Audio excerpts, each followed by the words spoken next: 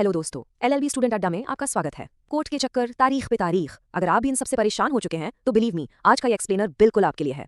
Alright, तो चलिए शुरू करते हैं। देखिए, आज हम कवर करने जा रहे हैं आपके सेमेस्टर 6 का एक बहुत ही इंपॉर्टेंट टॉपिक, मीडिएशन, कंसिलिएशन और आर्बिट्रेशन। ये जो सारे पॉइंट्स आप स्क्रीन पर देख रहे हैं ना, इन सबको हम एक एक करके बिल्कुल आसान भाषा में तोड़कर समझेंगे, तो बस पूरा ध्यान यहाँ रखिएगा। ओके, तो ये है हमारा आज का गेम प्लान। हम शुरू करेंगे प्रॉब्लम से, आखिर ये सब जरूरत पड़ी क्यों। फिर हम सोल्यूशन पर आएंगे और हाँ, एंड में एक सुपर क्विक रिवीजन भी है। पता है इसका फायदा क्या है? एग्जाम में आंसर लिखने के लिए आपको एक परफेक्ट स्ट्रक्चर मिल जाएगा। तो सबसे पहले आइए आखिर प्रॉब्लम की जड़ तक चलते हैं। सवाल ये है कि हमें अचानक से इस ऑल्टरनेटिव डिस्प्यूट रेजोल्यूशन यानी एडीआर की जरूरत आन क्यों पड़ी। इसकी वजह काफी गंभीर है और वो है हमारी इंडियन जुडिशरी का क्राइसिस। ओके, बिल्कुल बेसिक से शुरू करते हैं। आखिर ये कॉन्फ्लिक्ट और डिस्प्यूट है क्या, इनमें फर्क क्या है? देखिए, कॉन्फ्लिक्ट तो बस एक अनबन है, दो लोगों के बीच में आपसी मतभेद। मान लीजिए दो पड़ोसियों में पार्किंग को लेकर कहासुनी हो गई, ये कॉन्फ्लिक्ट है।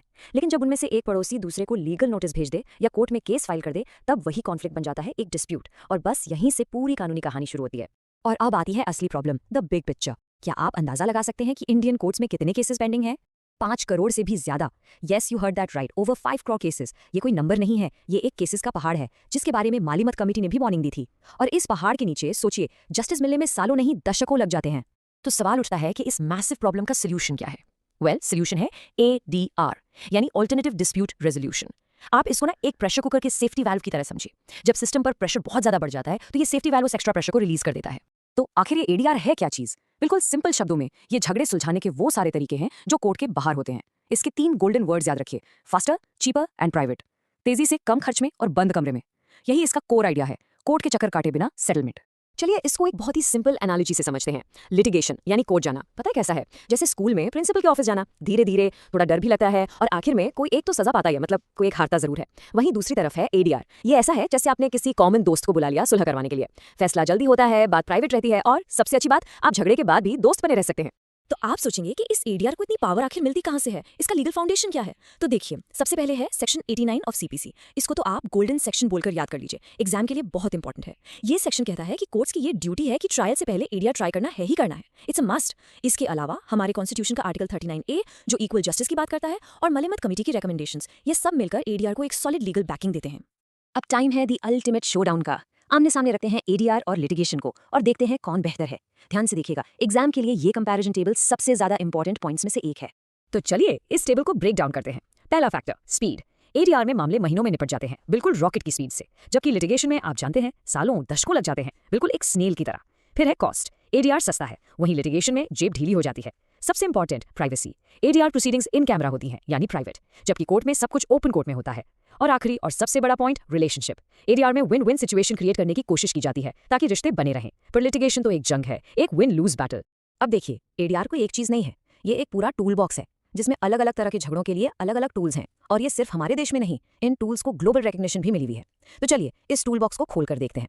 ओके, तो इस टूल बॉक्स में क्या क्या है? सबसे पहले नेगोशिएशन। यहाँ कोई तीसरा बंदा नहीं होता, बस दोनों पार्टीज आपस में बैठकर बात करती हैं, सिंपल।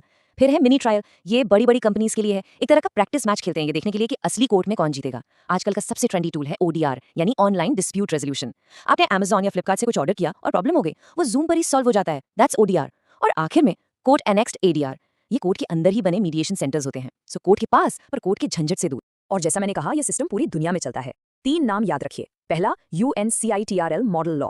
ये वो ब्लूप्रिंट है जिसको देखकर इंडिया ने अपना आर्बिट्रेशन एक्ट 1996 बनाया था। दूसरा, सिंगापुर कन्वेंशन। ये मीडिएशन से हुए सेटलमेंट्स को एक ग्लोबल पासपोर्ट देता है, एक सील ऑफ अप्रूवल।